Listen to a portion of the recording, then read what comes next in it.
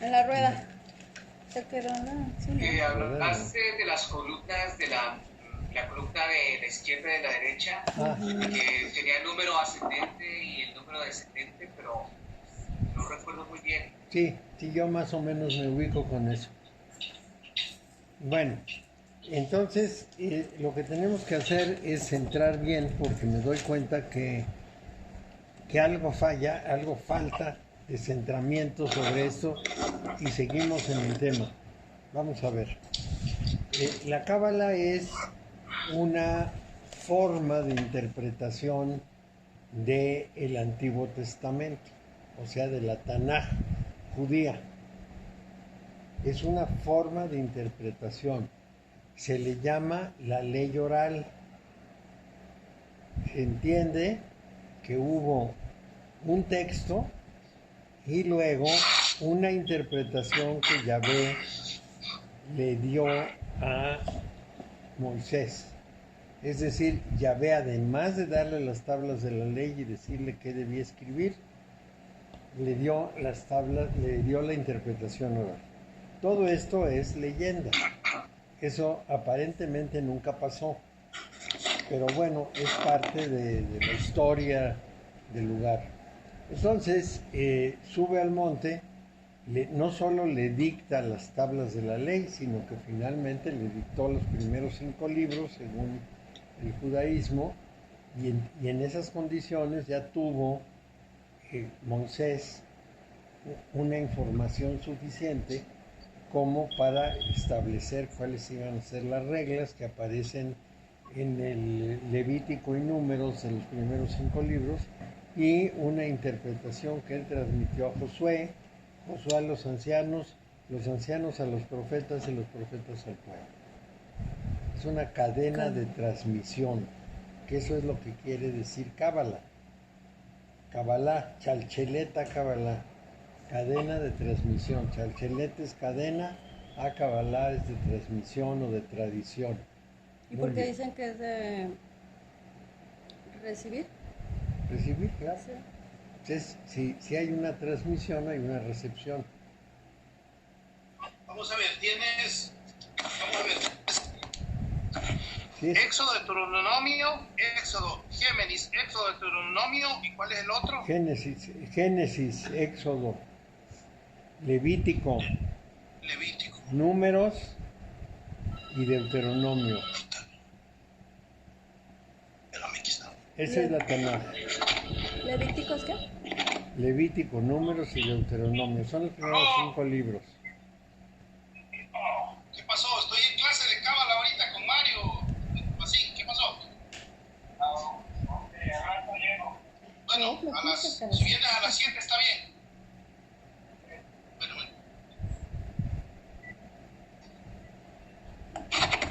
Puta, qué joden, mano. Génesis. Es inútil. Génesis, Éxodo. Eres un hombre muy público. Génesis, Éxodo. Levítico. Números. Y Deuteronomio. Bueno, esos primeros 5 libros son el Génesis, una cosmología, es decir, el origen del cosmos, y un poquito de una cosmogonía, es decir, la naturaleza divina. El Éxodo es todo el relato de su esclavitud en Egipto y la salida de Egipto. El Levítico es un conjunto de reglas. Es un conjunto de reglas como una ley, vamos a decir, que a nosotros nos parecería un poco rara como ley, pero para esa época era lo que se hacía. También Números tiene esa condición. Entonces les voy a decir algunas de esas cosas. Números, te quedaron números y te quedó Deuteronomio también. Al final sí. Entonces el Levítico y Números son leyes.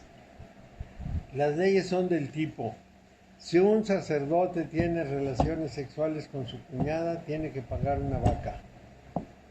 Si una persona ofende a la otra, 2 palomas. Ese es el tipo de regla o ley. el sacrificio tiene que hacerse de esta manera y la sangre tiene que sacarse así, en fin, una serie Mario, de... ¿Sí? Mario, como estudiantes de Cábala, sería importante leer estos 5 libros. Mira, Números y Levítico, no solo te vas a aburrir, sino que no vas a sacar ningún provecho. Son las leyes que rigieron para ellos muy primarias.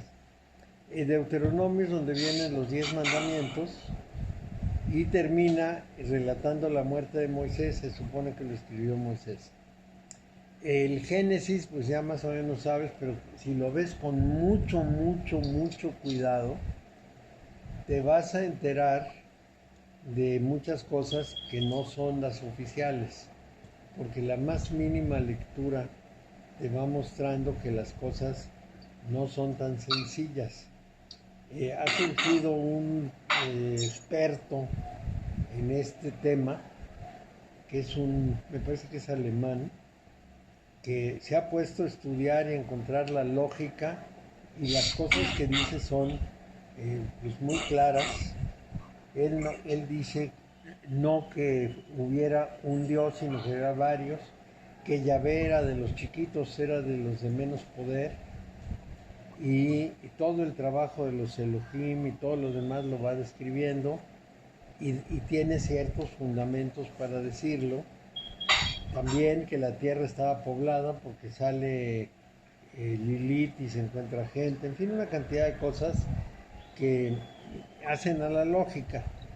Entonces es un libro que lo que va a relatar es cómo creó Dios el mundo y cómo creó a Adán y Eva.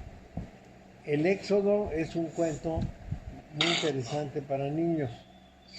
Se supone que los judíos, bueno,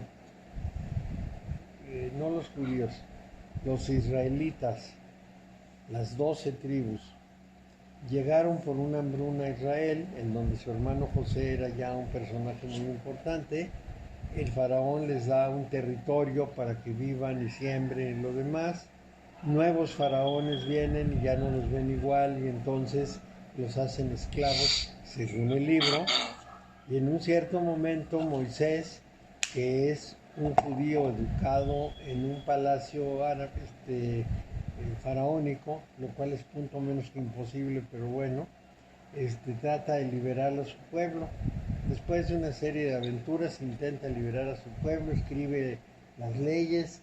Yahvé lo quiere mucho y por lo tanto habla con él, es el último que ve a Yahvé, y finalmente conduce el pueblo hasta las puertas de la tierra prometida, pero ahí muere en el monte Nebo, porque el haber roto las tablas la primera vez que se las dio, por ese berrinche lo castigaron a no entrar a la tierra prometida.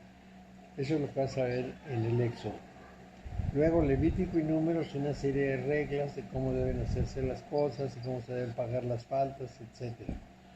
Y en el Deuteronomio, básicamente los 10 mandamientos con varios discursos al respecto. Entonces, desde nuestro punto de vista,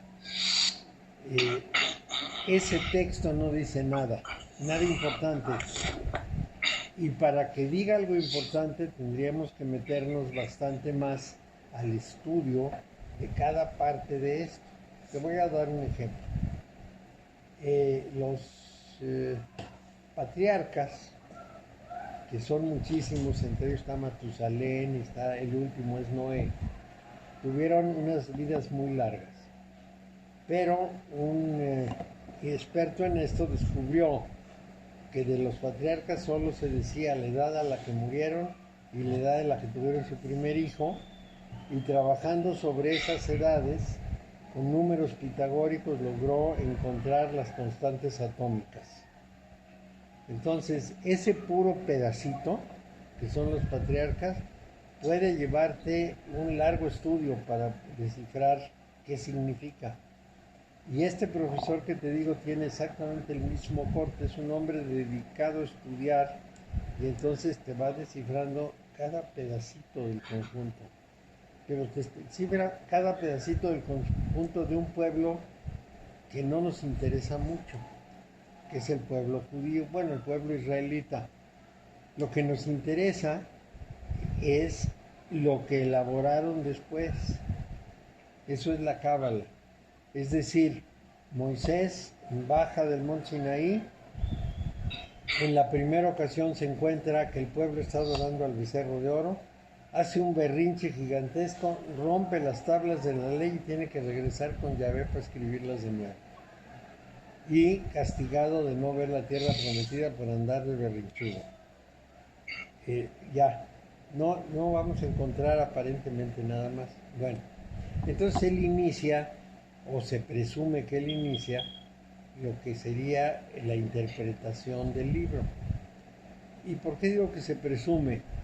Bueno, pues porque a Moisés no se le menciona en el pueblo de Israel hasta el año 300 antes de nuestra era, y él era del 1200. Es decir, por primera vez nos enteramos que hubo un Moisés en el año 300 y fracción, 380, una cosa así. Entonces, ¿de dónde salió Moisés? Nadie sabe. Lo inventaron, lo necesitaban, tenían que poner algo así. No tenemos idea. Pero antes no había ningún Moisés. Es decir, en los tiempos de David, que era 200 años después del Éxodo, en los tiempos de Salomón, que era 250 años después, en los tiempos de Josías, casualmente encuentran el Deuteronomio, ni siquiera completo, ¿no? Un Deuteronomio reducido en las paredes del templo escondido. Entonces todo eso nos muestra que hubo una evolución lenta de la religión de los judíos, y en un cierto momento desaparecieron 10 tribus porque llegaron los ejércitos del asirio Asurbanipal y se los llevó al exilio a las 10 tribus y desaparecieron, nunca más regresaron. Pudieron haber muerto en el desierto, pudieron haberlos tenido como esclavos y acabar con ellos, pudieron haberlos metido a la guerra y haberlos matado a los enemigos. Nadie sabe qué pasó con las 10 tribus perdidas de Israel. Quedaron 2. En el año 595 las empieza a hostilizar Nabucodonosor, que es el caldeo babilónico, pues el rey de Babilonia de los caldeos, porque hay una fase caldea que es la final. Entonces finalmente ataca Jerusalén y se los lleva al exilio de Jerusalén, que se da entre el 585 y el 535 aproximadamente. ¿Cuáles son las tribus que sobrevivieron, Mario? La de Judá y la de Benjamín. Ahora sí ya estamos hablando nada más de judíos y benjamitas. Bueno, entonces aquí tenemos un problema, y un problema muy importante. Se pasan 50 años en Babilonia, por lo tanto, 2 generaciones. Una generación más o menos se le atribuyen 25 años antes de que nazca la siguiente, en promedio. Bueno, 2 generaciones que se educan en Babilonia. Y ahí aprenden muchas cosas. Cuando se los llevan son pastores. No más saben de cabras, y saben de chivos, y saben de ovejas, pero no tienen la menor idea de nada. Se los llevan al exilio, estudian en Babilonia, que era la civilización más grande del momento, y por supuesto que regresan con cultura. No todos, sino algunos. Y esos que regresan con cultura escriben el Antiguo Testamento, desde el año 535 que llegan hasta el 490, en cuando ya lo tienen armado. O sea, son 45 años. En 45 años escriben en función de lo que aprendieron en Babilonia. Entonces, el Génesis lo sacan de una mezcla entre lo que dijeron los sumerios, lo que dijeron los acadios, lo que dijeron los babilonios.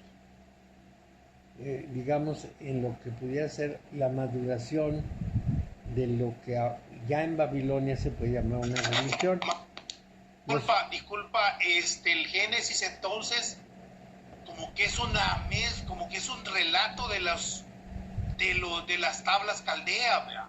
Es una vil copia de lo que pudiéramos llamar las historias sumerias, las historias acadias, las historias asirias y las historias babilónicas. Es una copia cínica, no le puedo llamar de otra manera. para darte una idea, los sumerios hablan de un personaje a lo que ellos llaman Siusudra, con Z, Siusudra. Siusudra hace una balsa, mete animales y personas y se salva de un gran desastre de agua. Esto porque habla con unos extraterrestres, ellos le dicen cómo debe construir el submarino, lo construye, se mete ahí y viene el desastre y se mueren muchos seres humanos, pero sobrevive Siusudra. Los acadios le van a llamar Utnapishtim y finalmente los judíos le van a llamar Noé. Es una copia. Es más, la descripción sumeria es más amplia y más detallada y más creíble que la descripción bíblica. Y así como eso, el árbol de la ciencia del bien y del mal, era un árbol de la vida que tenían los sumerios con una sacerdotisa que lo cuidaba, y cada vez que una gente tenía un problema físico o espiritual acudía y le daban del fruto de ese árbol y tenía una serpiente ascendente, no descendente, pero como los judíos todo lo veían mal, entonces ellos pusieron la serpiente para abajo y en vez de ser buena fue mala, y en vez de darte del árbol de la vida no deberías tomar nada. Es decir, voltearon la historia pero usaron la misma historia. De modo que es una copia. Ahora los que quieren hacer apología de la Biblia dicen, pues allí está contenido una cantidad de historias del Medio Oriente. Pues sí, sí es cierto, pero no se debe a los judíos, se debe a los babilonios. Los judíos nada más lo aprendieron y lo escribieron. Que bueno, tiene su mérito, pero no lo crearon ellos, no es una idea judía. Entonces, claro que nos encontramos ciudades. Y a través de la Biblia se pudo encontrar Nínive, se pudo encontrar Susa, se pudieron encontrar pues una cantidad de sitios que se mencionan en el Antiguo Testamento, pero esos sitios ya estaban considerados dentro de lo que pudiéramos llamar la historia de Babilonia. Entonces lo único que hicieron fue plasmarla en hebreo. Bueno, así es que el Génesis no es sino un refrito y no necesariamente muy bueno de lo que pasó con los sumerios.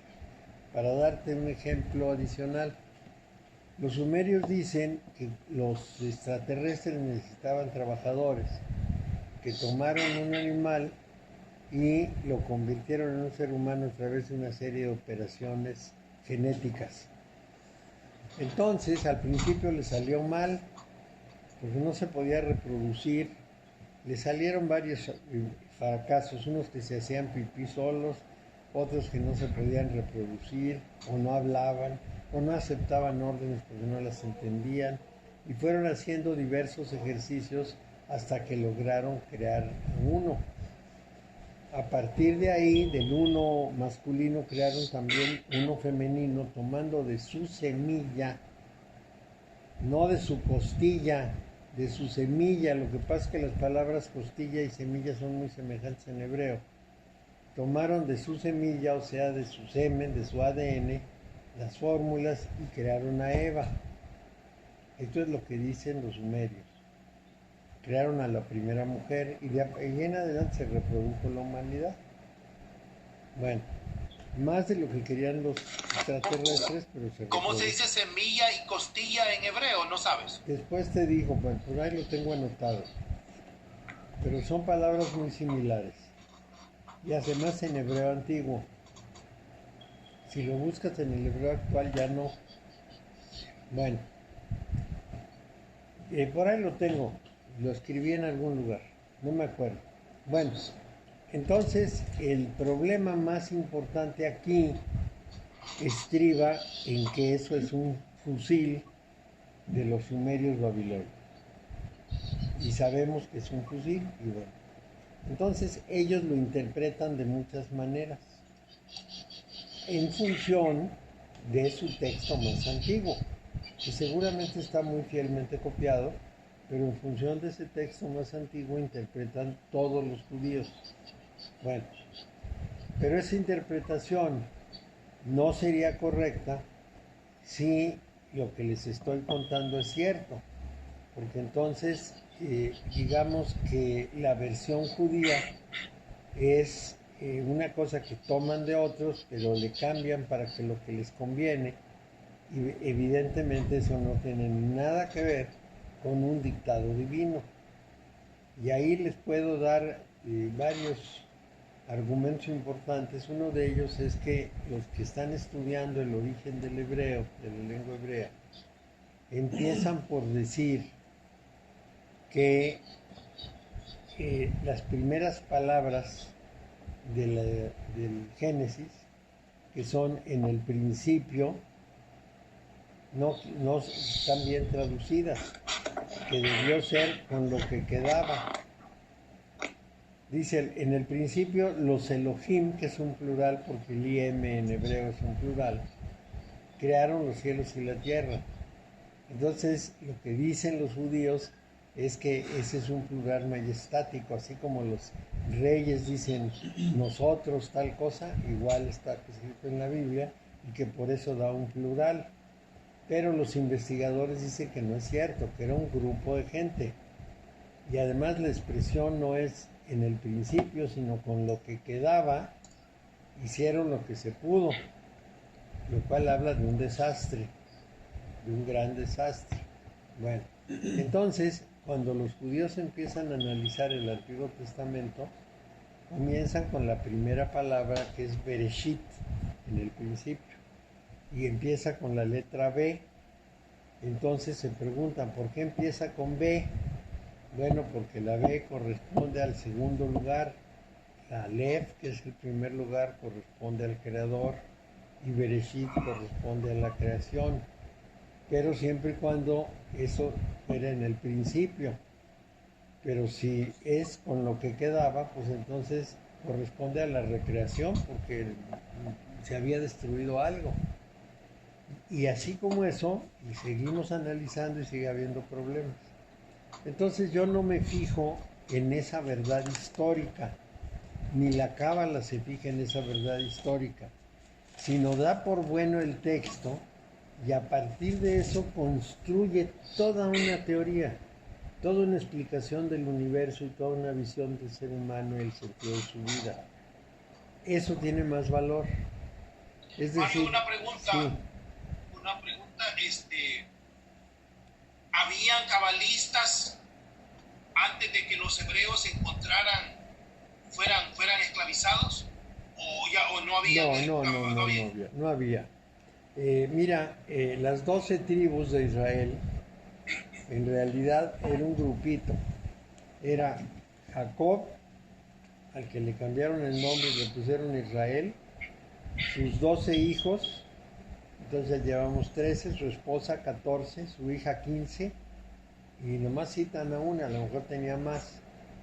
Su hija 15, otros 12 que son las esposas, 27, más los hijos, ponle 4 hijos por cada uno, 48, y 27 son 60, 85, más los sirvientes y los animalitos 100. Eso era el pueblo de Israel y eso eran las 12 tribus. No puedes ir más lejos, eso era, porque así está el relato. Entonces, bueno, lo engrandece, ¿no? Jacob, pues Jacob tenía 100 parientes. Llegan a Egipto, el faraón los ve, él tiene como ayudante importante a José, uno de los 12 hijos. José le dice, pues son mi papá y mis hermanos, y el faraón muy generoso le dice, mira, vamos a darles una tierra, pero ahí lejitos porque huelen muy feo. Sí, olían horrible porque no se bañaban, entonces el faraón los mandó lejecitos. Ya, y ahí fueron creciendo y reproduciéndose, si es cierto el relato. Nada más que los egipcios nunca dejaron de registrar algo de su vida. Es decir, fueron muy cuidadosos en dejar un registro muy minucioso de cómo fue cada faraón y cómo fue la vida de cada faraón. Y en ninguna parte hay escrito en Egipto ni referencia de ningún tipo a ningunos israelitas que hubiesen llegado y a los que les hubiesen dado un terreno, y menos todavía que hubiesen salido de Egipto huyendo del faraón. Eso no hay, y los egipcios no tienen ese registro. El único texto egipcio que existe es una piedra de este tamaño, que medio rota, que tiene una inscripción en la que se puede leer: vine y acabé con la semilla de David. O sea, vine y maté a todos los hombres que había aquí. Esa es la semilla. Y lo firma un faraón. Eso nos demuestra que David existió y que alguna vez un faraón habló del territorio de Palestina. Hasta ahí. Y la encontraron hace, no sé, 15 años, una cosa así. La descubrió una arqueóloga, bueno, de un equipo. Estaban rascando por ahí y de pronto encontró en una construcción la piedra ahí añadida en la construcción. La tomó, la leyeron con gran sorpresa, dicen que era ya la tarde, ya estaba atardeciendo. Entonces ella vio la piedra y vio que tenía unos como signos, llamó al jefe, llegó el jefe, la empezaron a jalar y al inclinarla contra el sol se dieron cuenta que tenía letras y se pusieron a dar de brincos de alegría, porque eso justifica toda una exploración. Claro. Imagínate demostrar que existió David. Entonces, eso es muy reciente. Yo tengo por ahí la foto de la cosa esta. Sí, de la piedra. Tengo la foto porque hay un centro de investigación bíblica que me pareció interesante. Empecé a explorarlo y decía que por 99 centavos al año me dejaban ver los archivos y ver todo lo que yo quisiera. Pero como seguí leyendo me di cuenta que en adelante al año siguiente te cobran $99, que no es lo mismo.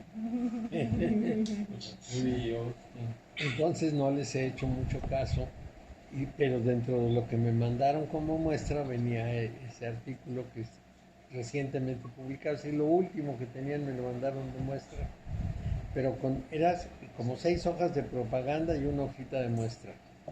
Entonces eso me hizo sospechar, porque si hubieran sido 7 hojas de un estudio y al final, si le interesa, se puede suscribir, probablemente yo diría vale la pena, no son centaveros, pero me di cuenta que eran centaveros. Bueno, de todas maneras tengo la foto esa que me parece muy interesante. Bueno, vamos a seguir esa secuencia. Entonces, ¿quién salió de Egipto? Bueno, el único registro que hay de salida de Egipto de un grupo de gente es cuando murió Ejnatón, al que llamamos Akenatón, pero se llama Ejnatón.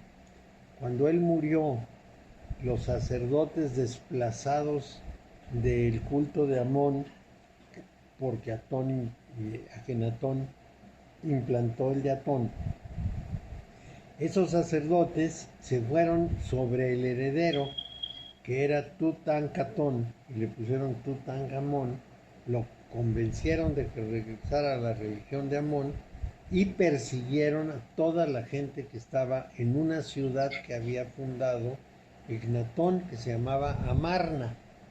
En esa ciudad de Amarna, que estaba a medio camino entre Memphis y Tebas, o sea, como a 500 kilómetros de Memphis, pues son como 1000 kilómetros de ida y vuelta.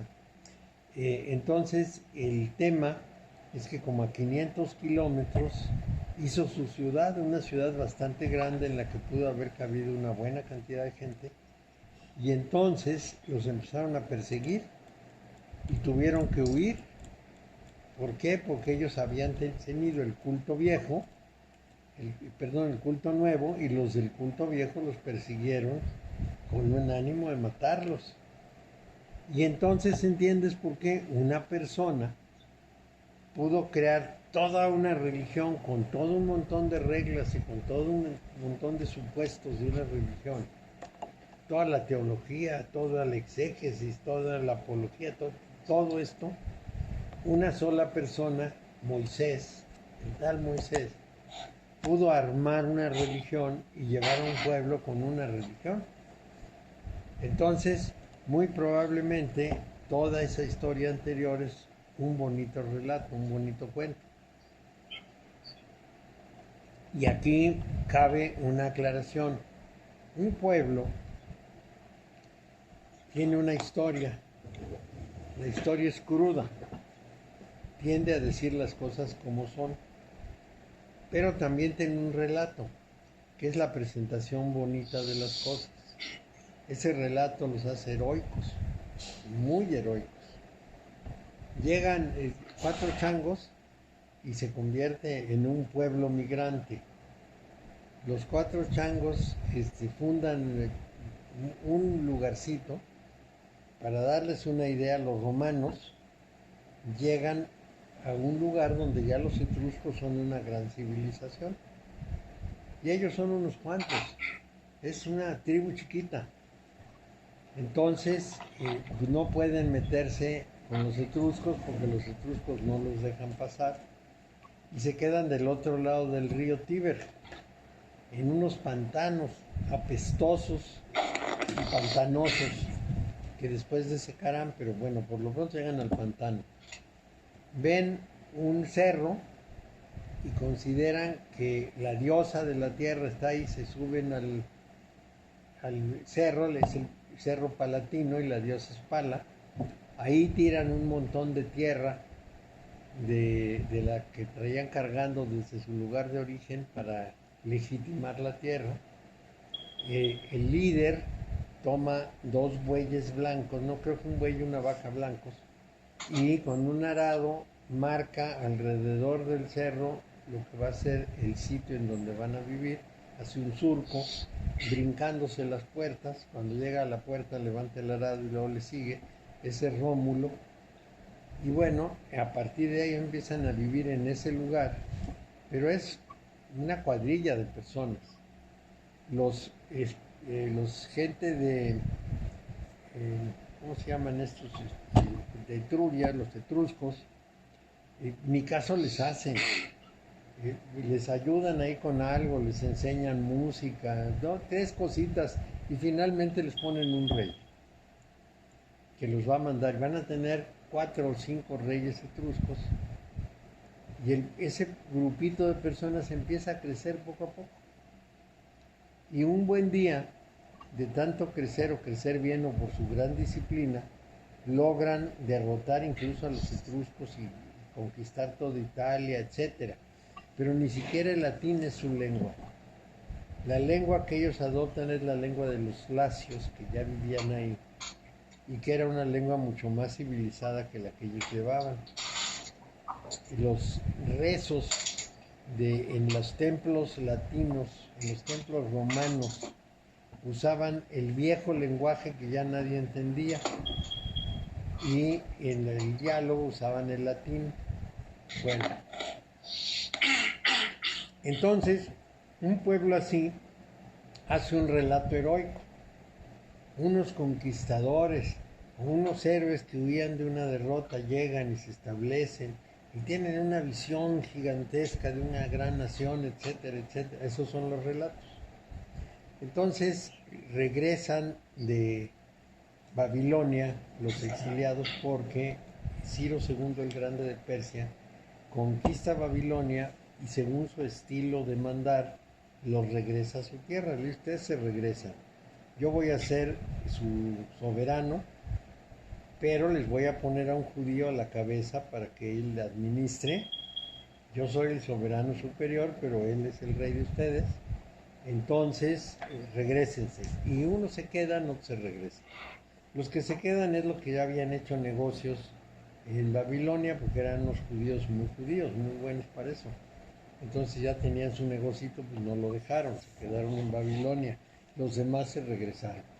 Entre ellos algunos de los sacerdotes o de los profetas, como el profeta Elías no se regresó, pero Ezequiel sí. O al revés, Ezequiel se lo llevó el carro y regresó Elías o Nehemías o el discípulo, ya ni me acuerdo. Bueno, regresan y escriben su relato. Esa es la Biblia. Hacen su cosmología que no tenían, hacen su éxodo, toda la historia que estuvieron en Egipto y que ahí eran esclavos y que se salieron con Moisés y que pasaron 40 años en el desierto. Para darles una idea de las proporciones, la Biblia específica dice que los que salieron eran 600,000 hombres, nada más hombres con capacidad de combate, más 600,000 mujeres, ya estamos en 1.200.000, más los ancianos y las ancianas, más los niños, más los animalitos. Ustedes se imaginan 1,5 millones de personas, todo León migrando y comiendo maná del cielo. Bueno, es que Es que ellos tienen otros datos, ¿no? sí tienen otros datos. Eran partidarios de López Obrador y tenían otros datos. Entonces, bueno, nadie les puede creer eso. Este es una fantasía, es un relato. Hay que aceptarlo como tal porque todos los pueblos de la tierra han hecho su relato. Entonces, el Éxodo, tanto el Génesis, que lo copiaron de los sumerios y los babilonios, como el Éxodo, son unos relatos muy bien armados. Luego vienen el Levítico y los Números, son 611 reglas. Esa es la ley de Moisés, 611 reglas que hay que saberse de memoria para aplicarlas cuando sea el caso. Son muchas. Más 2 que son los primeros 2 mandamientos.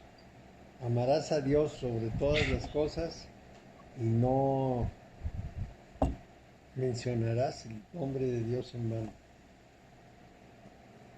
Hay 2, esas son las 2. No sé si el segundo santificarás las fiestas, creo que ni me acuerdo. Es igual, los 2 primeros mandamientos que vienen en el Deuteronomio, porque los vienen en el Deuteronomio y el Padre Nuestro también. Entonces, estos son parte de las 613 leyes. Y así se rigen. Luego el Deuteronomio es justamente la parte en que Moisés, se supone que Moisés, describe cómo se armó la religión y cuáles son las reglas, y cómo deben obedecerse esas reglas, cómo debe verse a los enemigos, una serie de disposiciones. Para los judíos, esos 5 libros son sagrados. Los demás son humanos. Ellos dicen, los profetas pueden haber escuchado a Dios, pero lo expresaron como seres humanos. No con la palabra exacta de Dios, sino a la manera humana. Los libros históricos pues son historia, no son sagrados. Los libros sapienciales, porque son históricos, proféticos y sapienciales. Los libros sapienciales, como el Cantar de los Cantares, como el Eclesiastés, como los Salmos, etcétera, esos pues los hicieron unos judíos muy listos que en su momento escribieron, entonces tampoco son sagrados. Los proverbios, pues no son, esos no los dictó Dios, dicen los judíos. De manera que para los judíos los sagrados son los primeros 5 libros, todo lo demás es humano. ¿Por qué los cristianos tomaron todo como sagrado?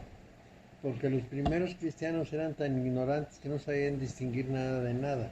Todo les pareció sagrado. Esa es la realidad más cruda, ¿no? Leían esos libros, el libro, pues, leían las historias y todo les parecía así como mágico. Pero en realidad para los judíos no, ellos tienen muy bien diferenciada esa parte y lo dicen muy claramente.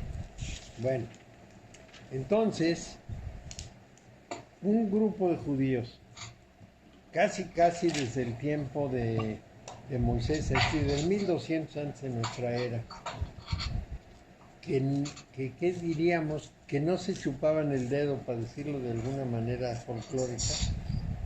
Ese grupo de judíos tenía ya alguna forma de reflexión religiosa o filosófica.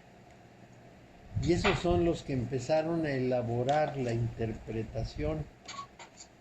Esto no es una obra del Monte Sinaí, es una interpretación de una serie de personas que, habiendo aprendido en Babilonia muchas cosas, empezaron a transmitirlas de una manera sistemática como la estructura religiosa del pueblo de Israel.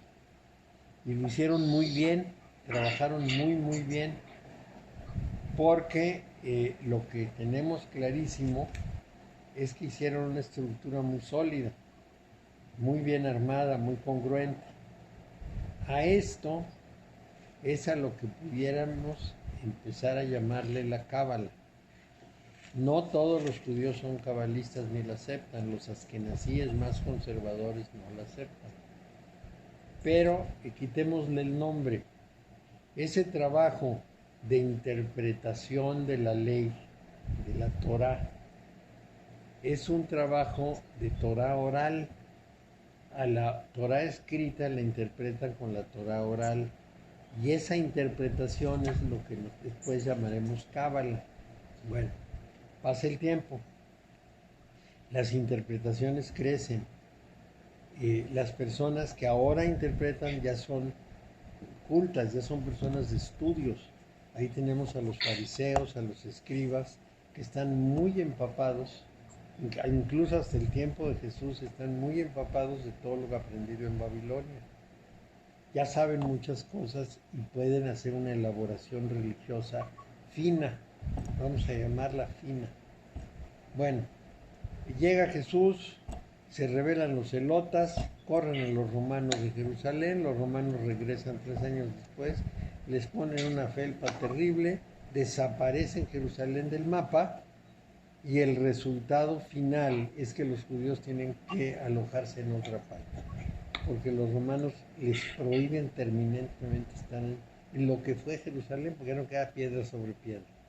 Bueno, ese borramiento de Jerusalén de veras acabó con la ciudad y nadie sabe dónde estaba qué.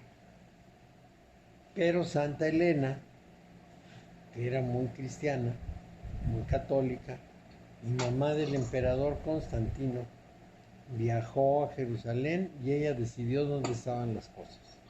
Fue diciendo aquí y fue la tumba, y acá estaba el monte Gólgota, y por acá vamos a encontrar tales cosas.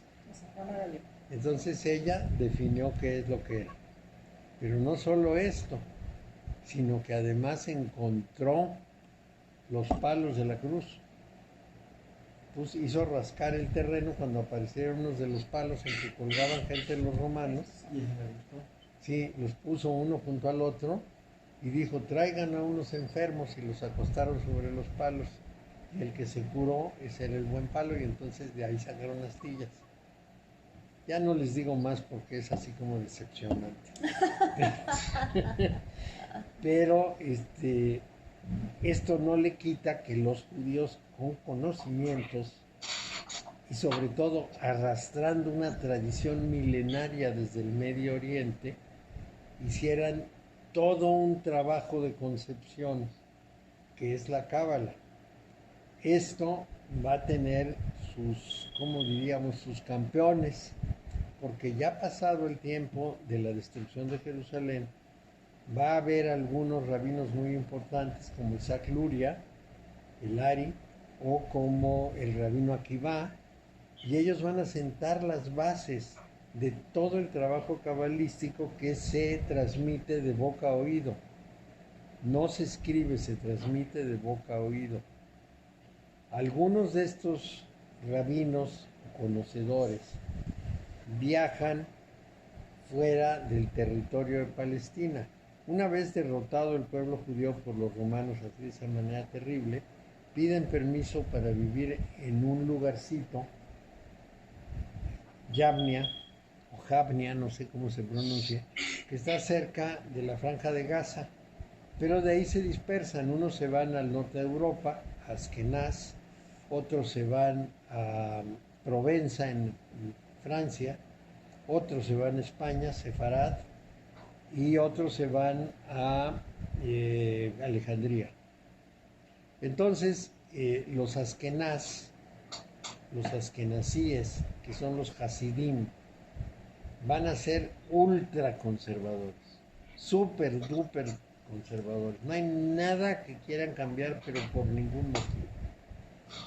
Los otros grupos no son conservadores, son más analíticos, son exegéticos, estudian los textos y los hacen crítica y los interpretan y elaboran y usan métodos muy particulares de ellos, como la temurá, el notaricón, etcétera. Y con este armado van haciendo toda una teoría, pero en secreto. En esos lugares donde hay una pequeña judería, ahí tienen su trabajo. Por ejemplo, uno de los textos más antiguos es un texto de Isaac el Ciego, que era un hombre sabio. Isaac el Ciego escribe un libro, por ahí del 1200, muy importante para la Cábala y para el judaísmo. Incluso hace crítica de Maimónides, sí, me parece que de Maimónides, y lo que ocurre es que ese texto es quizá el primero que aparece que tenga alguna forma de mención de temas cabalísticos propiamente hablando.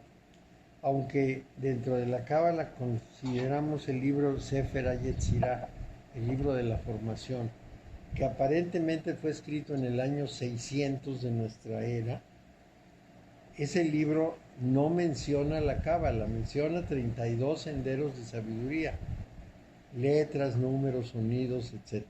Después se va a asociar. Es más, Isaac el Ciego tampoco menciona los sefirot, o sea, las esferas. Pero ¿qué es lo que pasa? A fines del siglo XII y principio del XIII, cuando hay un encuentro entre askenazíes y o sea, hasidim y sefaradíes, los sefaradíes, en un intento de conciliación de doctrinas, escriben en León el Zohar. Se supone que puede haber sido Moisés de León, al que algunos consideran que su apodo era Sem Tov, de tal manera que este Moisés de León, o quien fuera, arma una obra muy importante que es el Zohar, con una interpretación letra por letra, y cada letra es uno de los senderos de sabiduría. Todavía no estamos hablando de las esferas, de los sefirot, pero los hasidim no aceptan eso. Simplemente dicen que eso no, que ellos son los superortodoxos y que eso no cabe. De tal manera que las cosas se quedan así, en suspenso. Los hasidim siguen siendo hasidim, pero los sefaradíes difunden enormemente estos libros de ese conocimiento cabalístico y se reproducen como moscas los libros. Moshe Idel, que es un investigador profundo de esto, dice que debe haber alrededor de 40,000 textos que se hicieron entre el siglo XIII y el siglo XVI, más o menos. Y esos 40,000 textos, no todos libros, pero textos, están en las bibliotecas europeas, sobre todo en la Biblioteca Nacional de París, sin traducir porque nadie se ha metido a esto, sino que se tradujo una parte muy pequeña, que serán a lo mejor 100 libros de todos, y todo lo demás sigue en hebreo antiguo. Además, hebreo antiguo sefaradí, el ladino mezclado con el hebreo, mezclado con el arameo. Verdaderamente hay que ser expertos para descifrar eso. Mientras que los askenazíes van a tener esa otra lengua que se llama Yiddish. Es otra línea. Bueno, entonces empieza el desarrollo cabalístico judío. En un cierto momento se tienen que ir al territorio de Israel, en una ciudad llamada Safed, porque los corren de Europa. Pero en Safed se hace una gran escuela de cábala. En España va a haber algunos cabalistas muy destacados como Abulafia y Cordovero, que fueron personas muy inteligentes y muy capaces. Y se distinguen tres líneas: una teúrgico-teológica, otra línea que es básicamente extática, es decir, de éxtasis, mística vamos a llamarla, y una línea que es mágica, conjuros mágicos. Esa es la de Abulafia. Entonces son tres grandes líneas de la cábala judía que se desarrolla. La repito: teúrgico-teológica, extática y mágica. De esas tres, Abulafia tiene la mayor popularidad por una razón muy sencilla.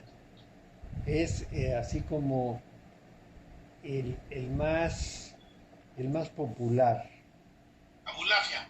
Abulafia, claro, porque él decía, pues repite la frase tal, y la repetían a toda velocidad, y entonces la gente estaba encantada, pues no le costaba ningún trabajo. Porque las otras hay que estudiar. En la teúrgica teológica hay que estudiar muchísimo. Es como una teología. Y en la estática, pues hay que hacer todos los ejercicios de los místicos.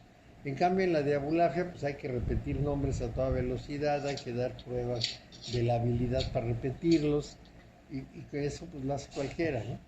Y eso Mario, el escaneo se hace con ¿cuál de las tres? ¿Cómo? ¿Cuál escaneo? Cuando pasas el dedo así en las letras. El Zohar. Ah, esa es la teúrgico-teológica. Es el estudio, ese es estudio, esa no puede ser mística.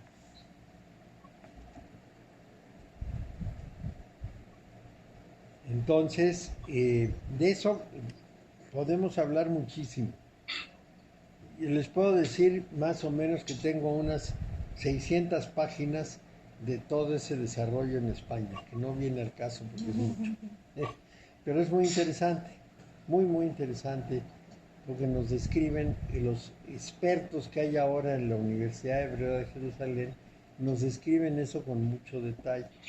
Hay un librito chiquito de Moshe Idel que hace una descripción de la cábala judía y la cábala cristiana.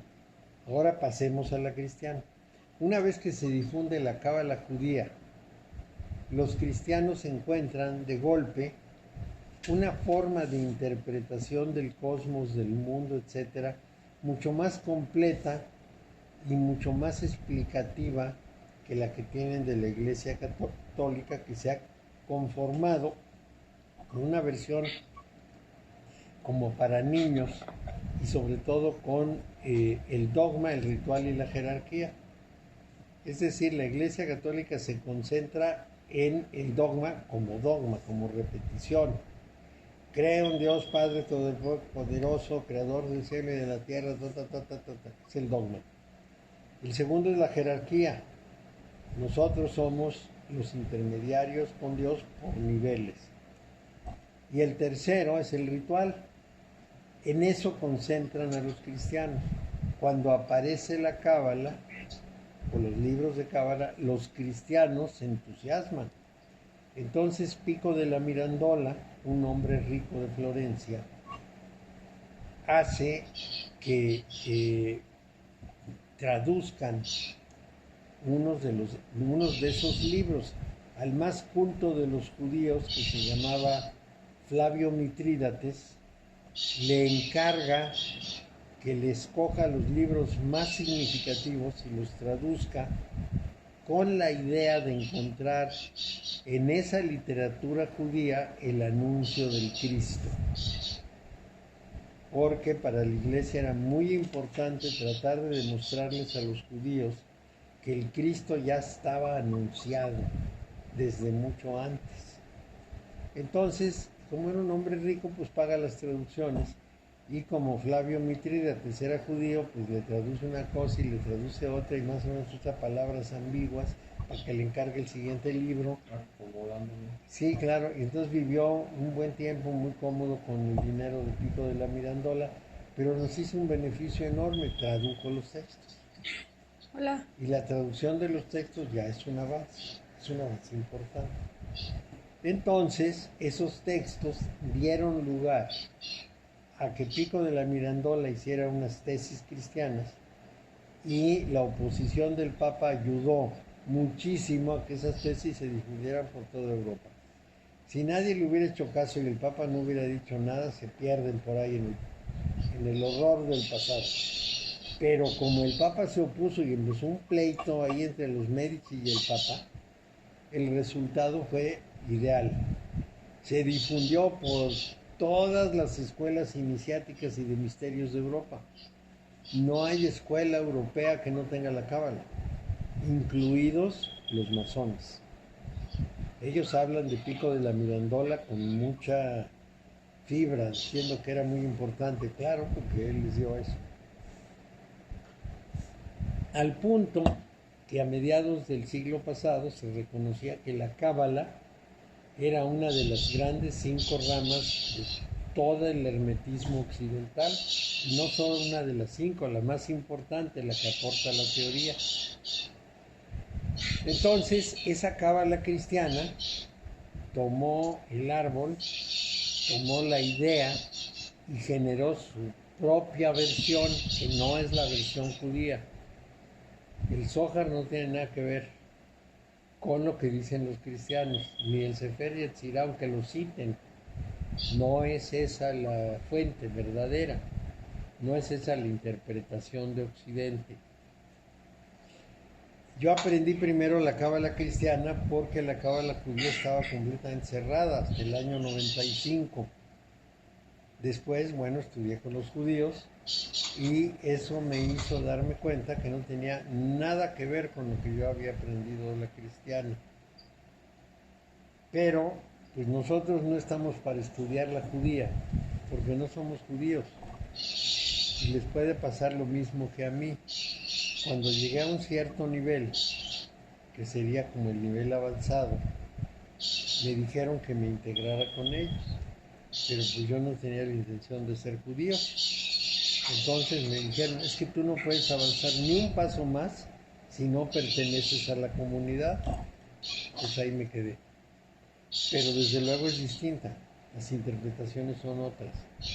Tengo textos, tengo todo de eso, pero el tema realmente es que la cábala cristiana tiene palabras, tiene algunos detallitos de la judía, pero no tiene prácticamente, digamos, el contenido, la esencia de la judía. Bueno.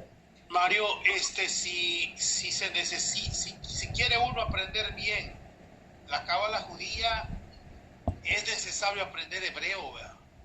Pues cuando menos los rudimentos del hebreo, sí. Eso también depende de cuál línea tomes. Si tomas la de Abulafia es indispensable. Si tomas la estática no tiene nada que ver, y si tomas la teológica, y si tomas esa tercera, tienes que saber algo de hebreo, porque hay que estudiar textos hebreos. Pero hay traducciones, muchos tienen traducciones, no todos, pero muchos tienen traducción. Entonces, aquí todo el punto está en que para los judíos, o para el judaísmo, si lo quieren ver así, ese estudio de la cábala judía es muy importante. Para nosotros, que tenemos otra concepción del mundo, nos puede resultar algo extraña, es decir, no tan ajustada a nuestra manera de ver el mundo, ni a lo que andamos buscando.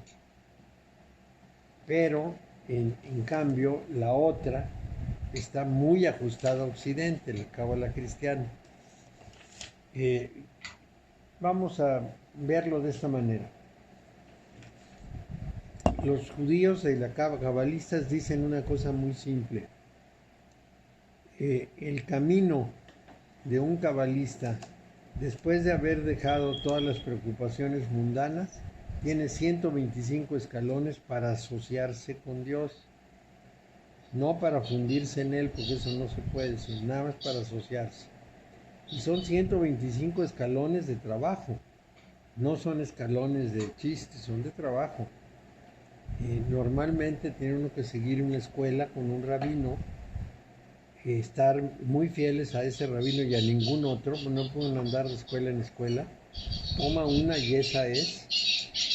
Y luego eso nos va llevando casi de la mano a toda una práctica judía y a una solidaridad con el pueblo de Israel, porque el judaísmo no es una doctrina de relación individual con un Dios, sino es la relación de un pueblo con un Dios.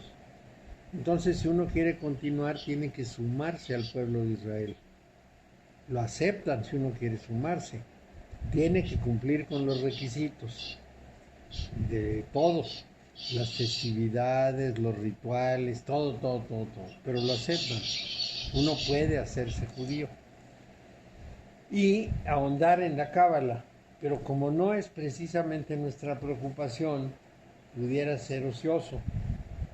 Es interesante conocer lo que yo aprendí, muy interesante, me reveló muchas cosas de cómo son y qué dicen, pero en realidad me he dedicado más al estudio universitario de la cábala judía que a la vida de la cábala judía. Bueno, de todas maneras uso algunos de sus conceptos que me parecen muy sutiles, muy refinados. Entonces, en la cábala cristiana, lo que se usó fue la tradición hermética del Medio Oriente. Persia, Babilonia, Acadia, Siria, los hititas, los hicsos y los egipcios, todos revueltos, pasaron como tradición a Occidente. En el siglo II, cuando aparece el Corpus Hermeticum, se consolida esa transmisión de ese conocimiento secreto, oculto, y es un conocimiento complejo. Tiene dos caras. Tiene una cara muy rigurosa y tiene una cara muy especulativa. Y debemos saber que existen las dos y debemos diferenciarlas, por lo cual les voy a hablar de esa diferenciación. La cábala rigurosa, no la cábala, el conocimiento hermético riguroso, es un conocimiento hermético de los pueblos muy antiguos que podríamos encontrar plasmado en las piedras de las pirámides, en Stonehenge, en cualquier grupo de cromlechs o de menires o de dólmenes, porque está expresado de una forma aritmética. Es el tiempo en que la religión era una religión cósmica. Les voy a explicar un poco de eso para hacerme entender. Hay una medida de la vuelta de los planetas alrededor del Sol que se llama año sinódico. El año sinódico es el tiempo que tarda un planeta en quedar en la misma posición con respecto al Sol con la Tierra. Es decir, la Tierra y un planeta tienen velocidades distintas. Y hay un cierto tiempo en el cual vuelven a coincidir en el mismo punto con relación al Sol, porque tiene que haber una tercera referencia. A eso se le llama un año sinódico. Por ejemplo, el año sinódico de Venus, si no me equivoco, es de 556, ahorita les digo si 56. A ver, 749 para 55, 6. No, entonces es 545 años. Pues tiene que ser divisible entre 7, déjenme hacer la división. Es una lata tener que hacer estas cosas, pero así es. Años. No, pero días. No, años, días. 546. Déjenme dividirlo y les digo si es 46 o 56. O 55, ya ni sé. entre 7. 7 por 7, 49 para 54, 5. Se baja el 6, 8 por 7, 56, sí, 546 años. Es el año Días. sinódico de Venus. Días. Días, no años. Entonces, ese año sinódico es muy significativo porque además mido los tiempos en que Venus es la estrella de la mañana o el lucero de la mañana y los tiempos en que es la estrella nocturna, la del tiempo del ocaso. Entonces, cuando logro determinar esto, me doy cuenta que esos puntos que les estoy hablando, cuando entra en el lucero de la mañana, cuando entra en el ocaso, cuando viene el año sinódico, si lo pinto en una traslación, es decir, en el círculo, en el casi círculo que hace un planeta alrededor del Sol, lo hago círculo y pongo esos puntos, me da una estrella de 5 picos. Si lo hago con Mercurio, me da una estrella de 6 picos.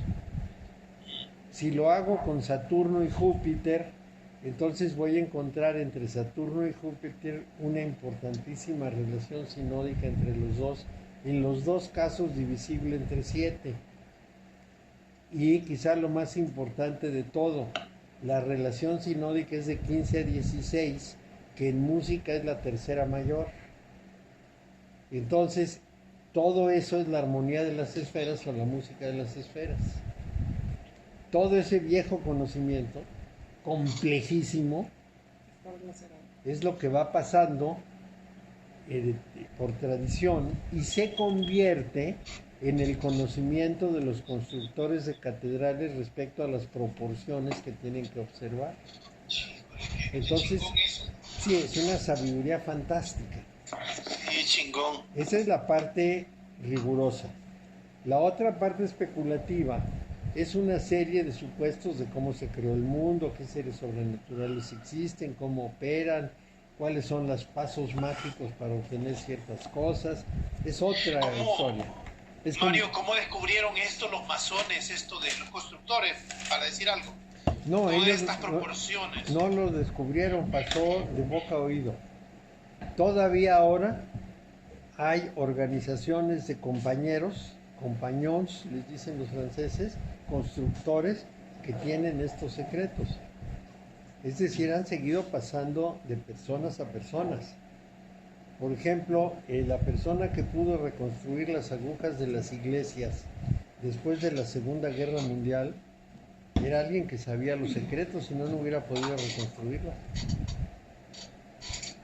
Y seguramente en la reconstrucción de Notre Dame utilizaron a otro de estos, porque tienen reuniones periódicas, no están aislados, y ellos se entienden con sus aritméticas, y se entienden muy bien. Entonces algo se cuela, algo sabemos, algo hemos acabado por entender, pero para ellos eso es secreto, no es una cosa pública. Lo trabajan con mucho cuidado por gremios.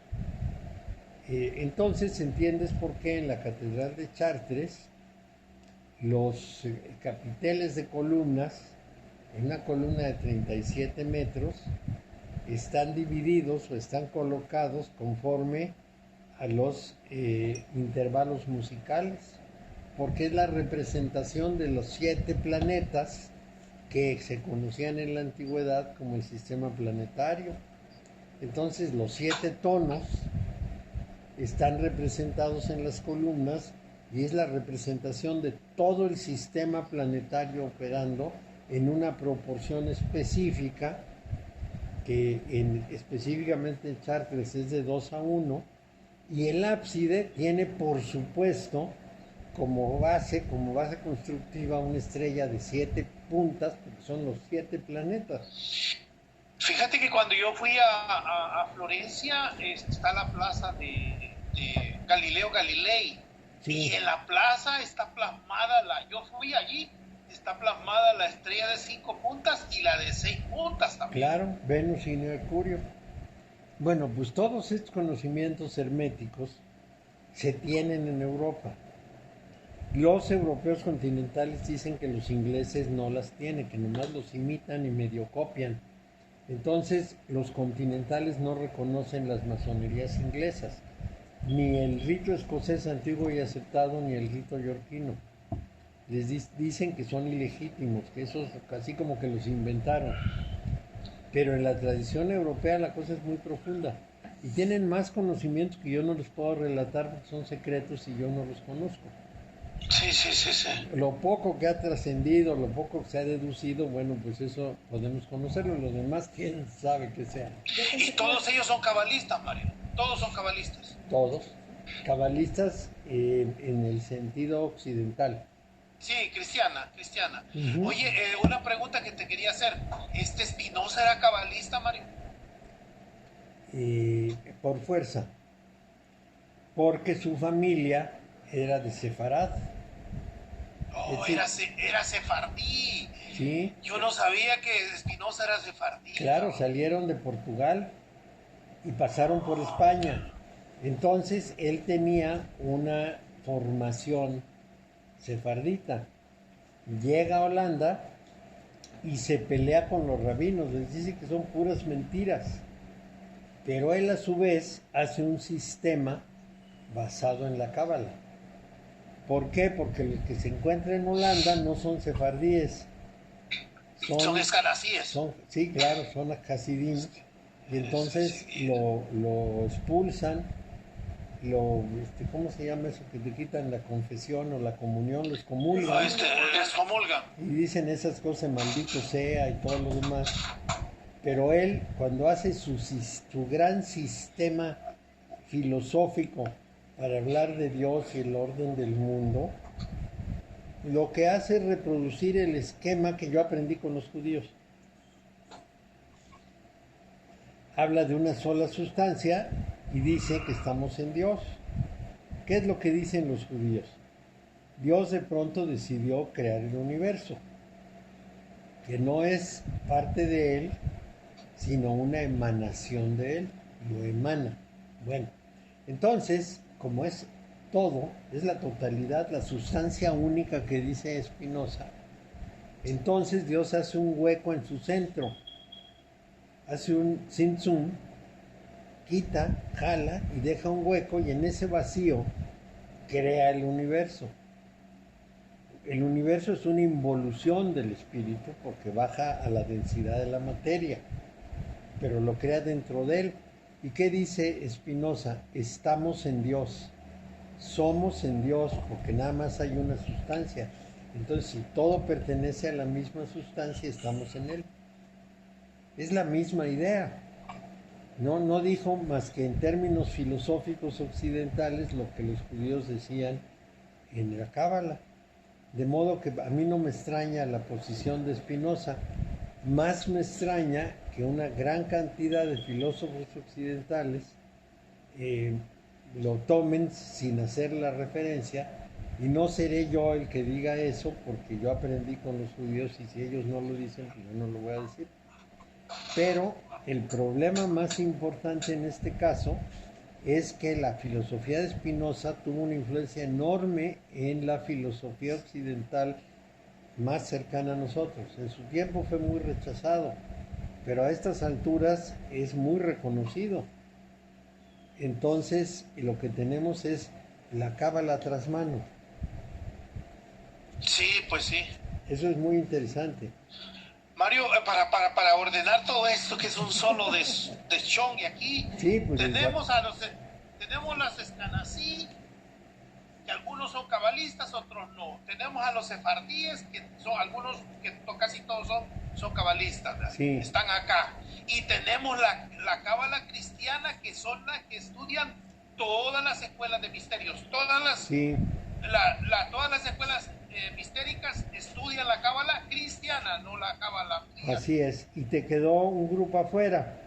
El grupo de judíos que no son ni hasidim ni cabalistas.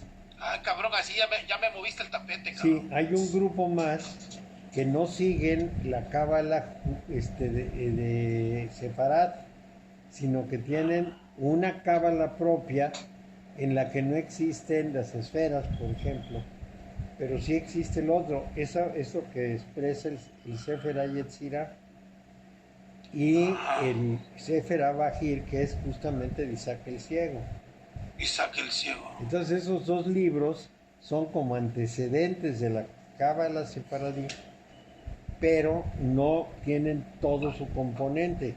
Es otra visión cabalística, porque casi cada grupo tenía su visión cabalística. Hacían unos conjuntos, unos grupúsculos, vamos a decir, que tenían toda su historia. Es decir, ahí discutían, tenían un sabio, hablaban entre ellos.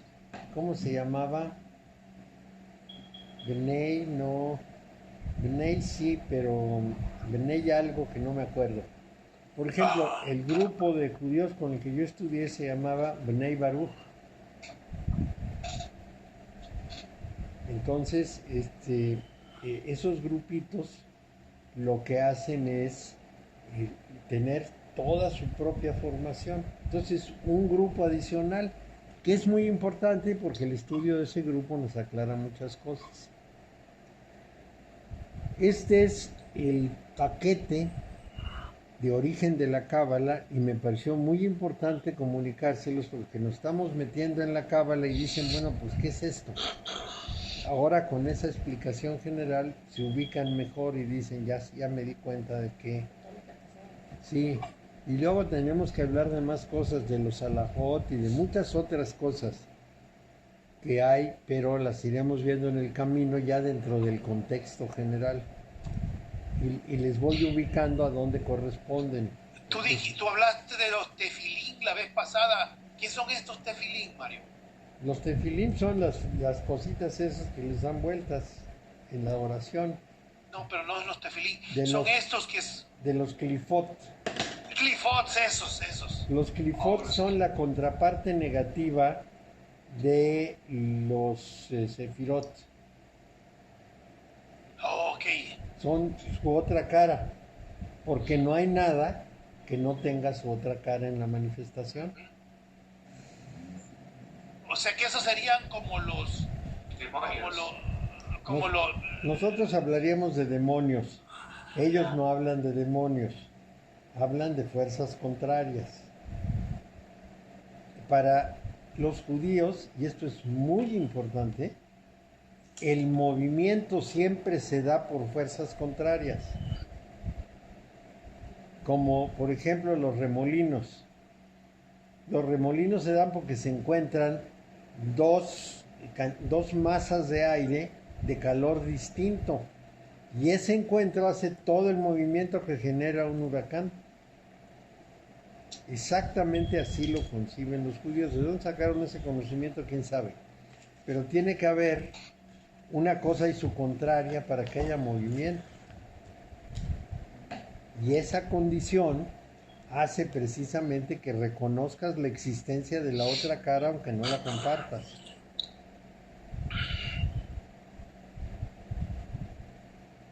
Bueno, llegamos a la... Me han dejado anonadado, Mario. No sé qué más preguntarte porque ha sido muy extensa la explicación de todo esto, cabrón. Sí, es muy extensa. A lo mejor Sí. tenemos después que partirla en pedacitos para que la puedan asimilar mejor. Porque yo les estoy dando el resultado de 40 o 50 años de estudio en una sesión, pues es mucho. Fíjate que hay otra cosa que tú mencionaste, porque esto lo mencionan mucho los teósofos. Hacen una diferencia entre emanación y radiación, Sí. que dice que nosotros emanamos de la absolutividad a Sí. través de los ¿cómo se llaman estos? De los logos. Primer logo, segundo logo y tercer logo. Ellos están hablando de 3 logos. Sí, como los gnósticos. Y que nosotros emanamos de esos logos. El tercer logos es el que emana para que haya un resultado de lo que es el ser humano. Bueno, pues esto es lo que está contenido en la parte inicial del Evangelio de Juan. En el principio era la palabra. El verbo. Ajá. o el verbo que le llamamos, en el principio era el logos, y el logos era Dios, y el logos era con Dios. Todo lo que fue hecho por el logos, etcétera, etcétera, por la palabra. Sí. Entonces el tercer logos es el del aterrizaje, sí. Sí es la doctrina.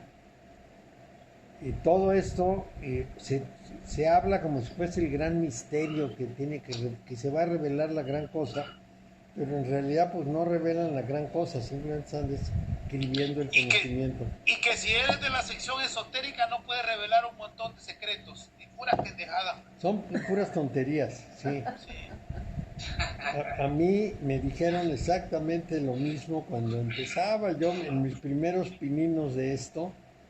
Alguien me llevó con una persona que yo creo que era teósofo, nunca nos dijo que era. Pero resulta que yo estaba ahí sentadito, pues tenía ya como 26, 27 años. Estaba ahí sentadito oyéndolo y decía, y esto es así y así, ¿y ustedes por qué creen? Y entonces yo levantaba la mano y le decía, por tal cosa. No, eso no se dice. Eso es secreto, eso es hermético, no se puede revelar. Yo decía, pues ¿por qué no se va a poder revelar? Pues es una cosa común, está escrita. No, eso no se dice. Y cada cosa que había, ya cuando levantaba la mano ya no me daba la palabra. Porque iba a decir una imprudencia que él lo iban a castigar. Secreto. Sí, secreto, de secreto no tiene nada. Espero que nunca me vayas a dejar de dar la palabra. No.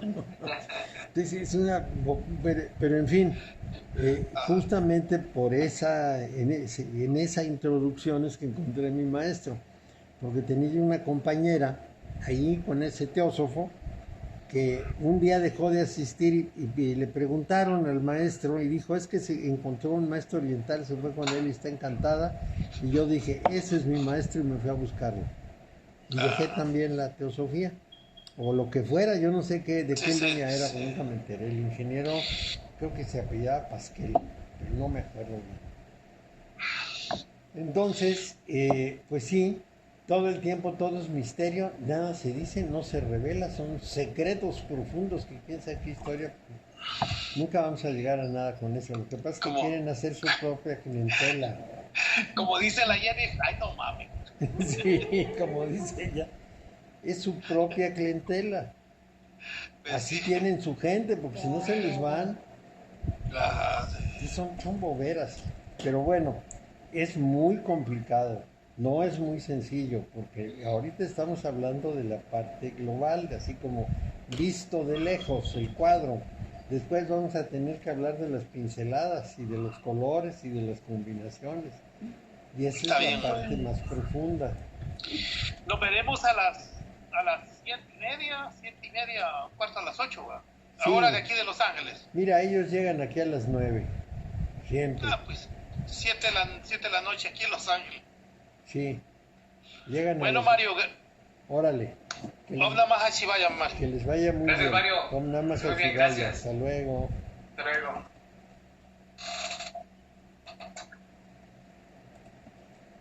Lo bueno es que estás grabando, pues, porque todas las muchachas que se fueron, a la hora de ponerse al día, tienen que saber de qué hablamos y no van a entender nada. Está bien complicado como ves. No van a entender nada. Es muy complicado. Y tenemos que darle vueltas y vueltas y vueltas. No se crean Luego sale para acá y luego sale Sí. para acá. Sí. Porque bueno, es un asunto que se desarrolló en, póngale, pues 5,000 años. 3,000 años antes de nuestra era y los 2,000 de nuestra era. ¿Por qué ya te lo había preguntado y me sigue picando un poquito? ¿Por qué? Bueno, yo estoy en colegio de monjas y mi familia es católica, apostólica, ramona y todo lo que tú quieras. Y la cábala siempre era como si dijeras el diablo, o sea, la cábala, o sea, ni siquiera se mencionaba, ni siquiera. No. Cábala y tarot. El tarot era como un poquito medio de burla, medio de risa, medio que te van a decir, y no tanto De brujas, sí. de brujita, pero pues es mentira, ¿no? O sea, La cartomanciana, pero la cábala no. pero la cábala era casi ni la veas, o sea, ni era algo súper vetado. Claro, porque es lo mismo que cuando pasabas frente al templo protestante tenías que voltear para el otro lado para no ver qué había dentro. Ujú. Y no hay nada, pues es igual que el católico, pero para el caso era prohibidísimo.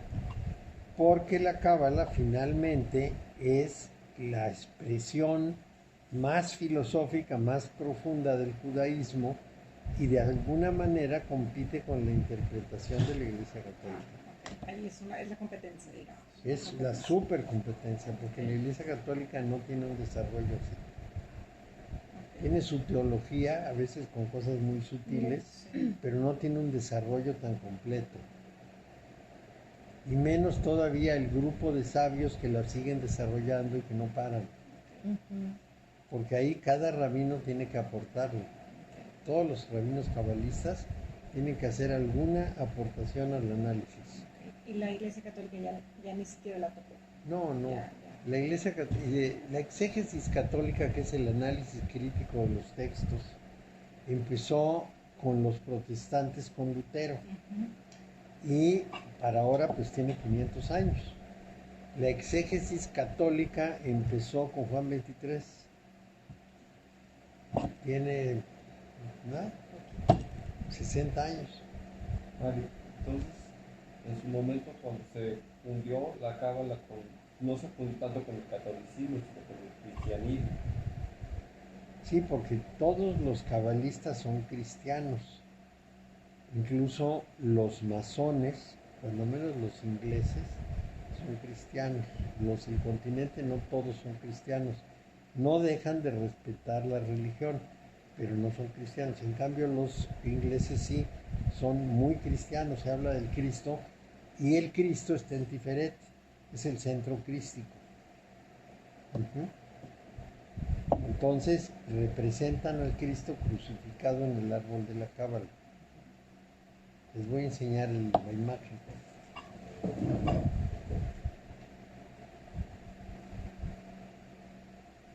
Sí, está bien complicado. Muy. ¿Ya saben todos los nombres? Ya, la Iglesia Ahí les va. A Ahí, ver, a mí se me quedó. ya te lo da. Para espera. Puta, que se me quedó la espera. Es que no los aprendemos porque ahí no los tienen. Pues yo creo que para eso tenemos que empezar a aprender cada uno.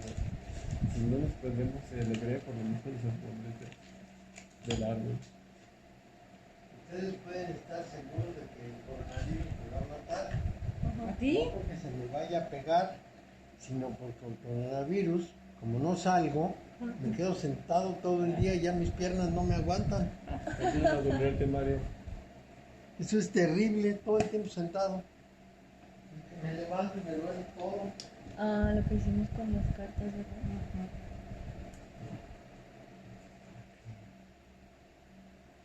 Aquí va por acá.